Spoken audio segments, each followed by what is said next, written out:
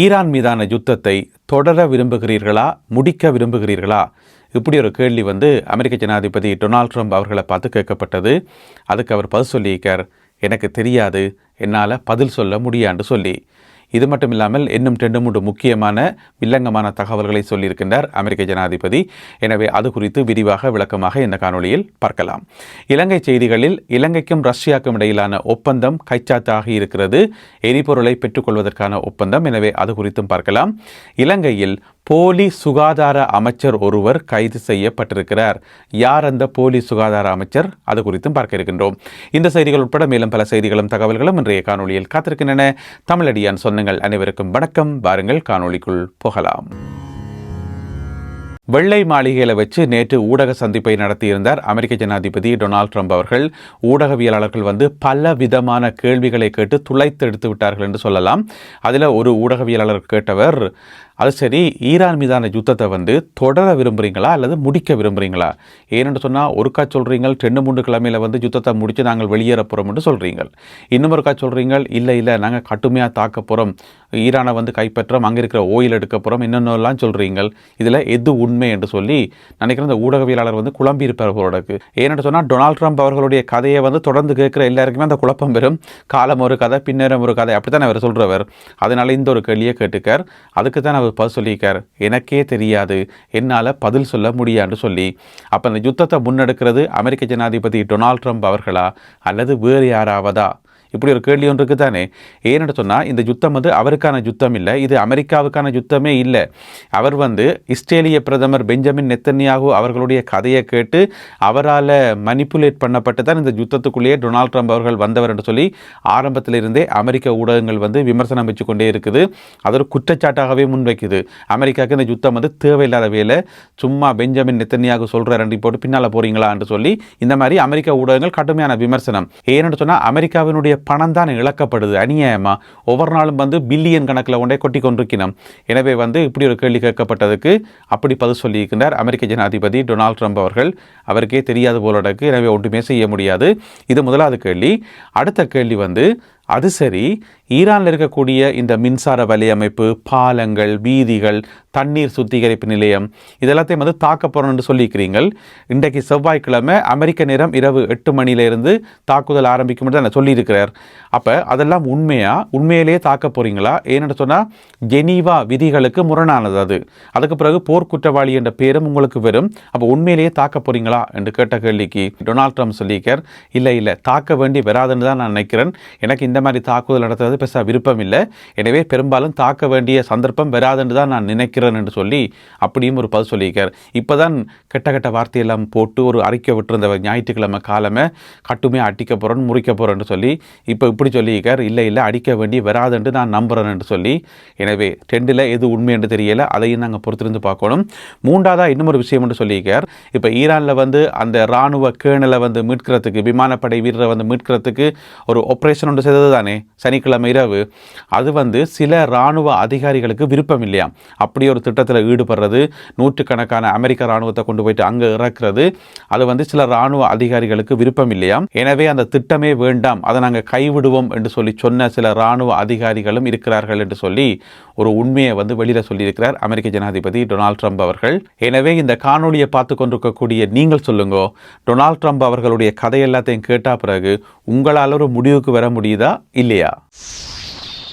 ரஷ்யாவில் இருந்து இலங்கைக்கு தேவையான எரிபொருட்களை பெற்றுக்கொள்வதற்கான ஒப்பந்தம் பூர்த்தி அடைந்து விட்டதாக தகவல்கள் வெளியாகி இருக்கின்றன. இந்த தகவலை போக்குவரத்து அமைச்சர் பிமல் ரட்நாயக்கா அவர்கள் ரஷ்ய ஊடகம் ஒன்றுக்கு சொல்லியிருக்கின்றார். அதாவது ரஷ்யாவினுடைய மிக முக்கியமான ஊடகம் டாஸ் என்று சொல்லி அந்த டாஸ் ஊடகத்துக்கு பேட்டி ஒன்று கொடுத்திருக்கிறார். அதில் தான் சொல்லியிருக்கார், இரு நாடுகளுக்கும் இடையில் ஒப்பந்தம் ஓகே ஆகியிருக்குது.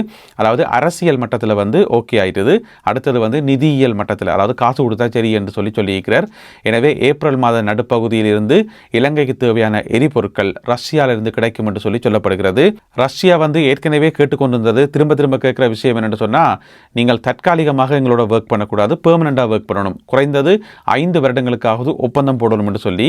எனவே அந்த 5 வருட ஒப்பந்தம் போடப்பட்டதா இல்லையான்னு சொல்லி தகவல் வெளிவரையில் இருந்த போதிலும் கூட முதற்கட்டமாக இந்த எரிபொருளை, தற்காலிகமாக இந்த எரிபொருளை பெற்றுக்கொள்வதற்கான ஒப்பந்தம் போடப்பட்டிருக்கும் போலடக்கு.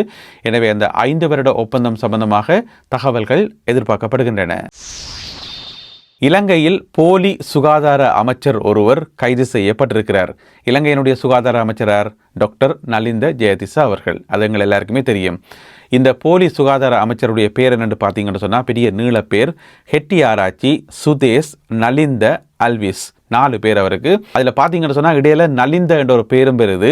எனவே சுகாதார அமைச்சருடைய பேர் என்ன? நலிந்த ஜெயதிச. அப்போ அவற்ற பேர்லேயும் நலிந்த என்றுக்கு தானே ஹெட்டியாராச்சி சுதேஷ் நலிந்த அல்விஸ் என்று. அப்போ அந்த பேரை மச் பண்ணி தான் சுகாதார அமைச்சர் என்று சொல்லி கதை விட்டு கொண்டு திரிஞ்சிருப்பார் போலோடக்கு.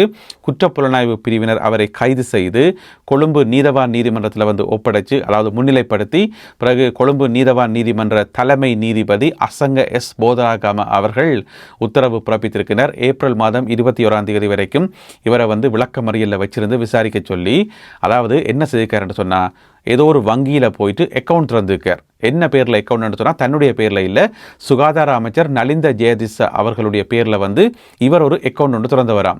திறந்து போட்டு ஆக்கள்கிட்ட போயிட்டு காசு சேர்த்துக்கார். என்னென்னு சொல்லி காசு சேர்த்துக்காருன்னு சொன்னால், இந்த மாதிரி பிக்குவரால் அவருக்கு இயலாது, அவரால் நடக்க முடியாது, எனவே அவருக்கு ஒரு வீல் சேர் ஒன்று வாங்கி கொடுக்கணும், அதுக்காக நான் காசு சேர்த்து கொண்டிருக்கிறேன், எனவே உங்களால் முடிஞ்ச உதவிகளை தந்துதவுமாறு கேட்டுக்கொள்கிறேன் என்று சொல்லி கேட்டிருப்பார் போராடக்கு என்று சொல்லி ஆக்கள்கிட்ட நிறைய காசு சேர்த்து போட்டுறாம் ஏற்கனவே. அப்போ ஆக்கள் பார்த்துச்சுன்னா என்ன, ஒரு பிக்கு தானே, பிக்கு என்று சொன்னால் ஓரளவு குடுப்பினம் தானே ஆக்கள். ஒரு மத குரு என்று சொல்லும்போது மக்கள் இறக்கப்பட்டு குடுப்பினம் தானே, பாவம் பிக்கு என்று சொல்லி போட்டு. அப்போ அப்படி சொல்லி நிறைய காசு எல்லாத்தையும் சேர்த்து எல்லாத்தையும் அள்ளி கொண்டு போயிட்டு அந்த அக்கௌண்ட்டில் போட்டுக்கார். எங்கே? டாக்டர் நலிந்த ஜெயதிச அமைச்சருடைய பேரில் திறக்கப்பட்ட அந்த அக்கௌண்ட்டில். அது சரி, எனக்கு ஒரு சந்தேகம் இருக்குது, அது எப்படி அமைச்சிட்ட பேரில் இவர் அக்கௌண்ட் திறக்க முடியும்? இப்போ அக்கௌண்ட் திறக்கிறதுக்கு பேங்குக்கு போனால் பேங்கில் எல்லாம் செக் பண்ணிடணும் தானே, ஐடியில் இருந்து எல்லாம் செக் பண்ணிடணும் தானே, அது எப்படி மோசடி செய்ய முடியும்னு தெரியலை. ஒருவேளை இவருக்காக அக்கௌண்ட்டை திறந்து கொடுத்தவரும் சேர்ந்து தான் செய்தாரோ இன்னும் தெரியலை. ஆனால் என்னவோ ஒரு தப்பு நடந்திருக்கு, பேங்க்லேயும் ஏதோ ஒரு பிள்ளை நடந்திருக்கு. அப்போ அமைச்சிட்ட பேரில் அக்கௌண்ட்டை திறந்து அதில் உடனே காசை போட்டுக்கார். அதுக்கு பிறகு மக்கள் சொல்லிக்கணும், நாங்கள் சுகாதார அமைச்சருக்கு காசு கொடுத்துனாங்க, சுகாதார அமைச்சருக்கு காசு கொடுத்துனாங்கன்னு சொல்லி அது கதை சுற்றி உண்மையான சுகாதார அமைச்சர் டாக்டர் நலிந்த ஜெயதிசவனுடைய காதுக்கு போயிட்டுது. அப்போ அவர் பார்த்தார், நான் காசு சேர்க்கவே இல்லையே, ஒருத்தர்கிட்ட நான் காசு சேர்க்கவே இல்லையேன்னு சொல்லி போட்டு சிஐடியில் போயிட்டு அவர் தான் முறைப்பாடு கொடுத்துக்கார், சுகாதார அமைச்சராக முறைப்பாடு கொடுத்துக்கார், எந்த பேர் எல்லாரும் காசு சேர்க்கணும் பிடிங்கன்னு சொல்லி. அதுக்கு பிறகு சிஐடியினர் துருவி ஆராய்ஞ்சு சிஐடியில் இன்னும் ஒரு பிரிவு ஒன்று இருக்குது, CCU என்று சொல்லி, அதாவது கம்ப்யூட்டர் கிரைம்ஸ் யூனிட் என்று சொல்லி, அதுவும் சிஐடியினுடைய இன்னும் ஒரு பிரிவு CCU என்று. அவர்கள் தீவிரமாக ஆய்வு செய்து இவரை பிடிச்சி தான் நீதிமன்றத்தில் முற்படுத்தப்பட்டு இப்போ ஏப்ரல் 21 வரைக்கும் விளக்கமறியலில் வைக்கப்பட்டிருக்கின்றார் இந்த போலி சுகாதார அமைச்சர். 11 கோடியே 34 லட்சம் ரூபாய் பெறுமதியான குஷ் போதைப் பொருளை கொண்டு வந்த நபர் ஒருவர் நேற்று திங்கட்கிழமை காலை கொழும்பு கட்டுநாயக்கா விமான நிலையத்தில் வைத்து கைது செய்யப்பட்டிருக்கின்றார். இந்தியாவினுடைய டெல்லியிலேருந்து வந்திருக்கார் கொழும்புக்கு. காலமாக 6:30 மணிக்கு பெரிய சூக்கேஸ் ஒன்றை கொண்டு வந்திருக்கார். உள்ளுக்குள்ளே பார்த்தீங்கன்னு சொன்னால் குஷ் போதைப் பொருள், அதனுடைய பெறுமதி 11 கோடியே 34 லட்சம் ரூபாய். என்ன செய்திருக்காருன்னு சொன்னால், கட்டுநாயக்காவில் இறங்கி கடைசியாக சூட்கேஸ் கலெக்ட் பண்ண தானே வேணும், அந்த பெல்ட்டில் இருந்தானே அதில் நின்றுக்கார். நின்று ஓட்டு அக்கம் பக்கம்லாம் பார்த்துக்கார். ஒரே போலீஸும் மற்றது சுங்க திணைக்கள அதிகாரிகளும் அங்கே மிக தெரிஞ்சிருப்பின போராடக்கு பார்த்தார். இப்போ எடுத்தோம்டா சூட்கேஸை மாட்ட வேண்டி வரும், நிலைமை சரியில்லை, நைஸாக சூட்கேஸை அதிலேயே விட்டு போட்டு நைஸாக வீட்டை போக வேண்டி போட்டு போயிருக்கார். அப்போ அது அங்கே இருந்த ஆக்களுக்கு சந்தேகம் வந்துட்டு, என்ன இந்தியாவிலேருந்து வந்துக்கிறீர், சூட்கேஸ் இல்லாமல் வருங்க ஆட்டி கொண்டு போறீங்கன்னு சொல்லி மறைச்சு கேட்டிருக்கீங்க அவங்க சூட்கேஸ் உண்டு. அப்போ உண்மையை ஒப்புக்கொண்டுட்டார், அங்கே பெல்ட்டில் வந்தோன்னு நான் எடுக்காம போகிறேன்னு சொல்லி. அப்போ சந்தேகம் இருந்தானே, அதுக்கு பிறகு ஆலயம் பிடிச்சி வச்சு அவர்கிட்ட சூட்கேஸையும் எடுத்து திறந்து செக் பண்ணி பார்த்தா உள்ளுக்குள்ளே குஷ் போதை பொருளாம் 11 கோடியே 34 லட்சம் ரூபா. கொழும்பு கொம்பனி தெரு வீதியைச் சேர்ந்தவரால் 45 வயதுடைய நபர் இன்று நீதிமன்றத்தில் முற்படுத்தப்படுவார் என்று சொல்லி சொல்லப்படுகிறது. கொஞ்ச காலமாக பார்த்தீங்கன்னு சொன்னால் அடுத்தடுத்து நிறைய பேர் பிடிபட்டவே எல்லாரும் எங்கேருந்து வெளியினோம்னு சொன்னால் தாய்லாந்தில் தான் பெறுவினோம். தாய்லாந்தினுடைய பேங்காக் நகரத்திலேருந்து தான் பாரவே. நான் நினைக்கிறேன் இவர் கொஞ்சம் வித்தியாசமாக இருக்கட்டும்ன்றதுக்காக டெல்லியிலேருந்து வந்தாரோ தெரியலை. இப்போ கடைசியாக கைது செய்யப்பட்டிருக்கிறார். இனி குஷ் போதைப் பொருளும் இல்லை, ஒன்றும் இல்லை, கடைசியாக ஜெயிலுக்குள்ளான் இருக்கணும். அடுத்ததாக இன்றைய கருத்தோவியம். இதில் பார்த்தீங்கன்னு சொன்னால் அந்த ஒரு பெரிய மேளம் ஒன்று இருக்குது. அந்த சிங்களாக்கள் அடிப்பினம் ரபான்னு சொல்லி அந்த புது வருஷத்துக்கெல்லாம் அடிக்கிறவே தானே, அப்படி ஒரு சிங்கள ஆளோரால் இந்த ரபானை அடிப்பம் என்று வெளிக்கிட அதுக்கு மேலே பொத்தண்டு விழுது ஒரு கேஸ் சிலிண்டர். என்னடா கேஸின் விலை அதிகரிக்குது தானே, எனவே இந்த புது வருஷ காலத்தில் கேஸினுடைய விலை அதிகரிக்கிறது எப்படியும் எல்லாருக்கும் ஒரு பாதிப்பு தானே. எனவே அதை குறிக்கும் விதமாக இந்த ஒரு கருத்தோவியம் வரையப்பட்டிருக்கிறது. எனவே இந்த ஒரு கருத்தோவியம் மற்றும் இன்றைய காணொலியில் பகிர்ந்து கொள்ளப்பட்ட செய்திகள் தொடர்பான உங்களுடைய கருத்துக்களை மறக்காமல் கீழே எழுதுங்கள். மீண்டும் சந்திப்போம். நன்றி, வணக்கம்.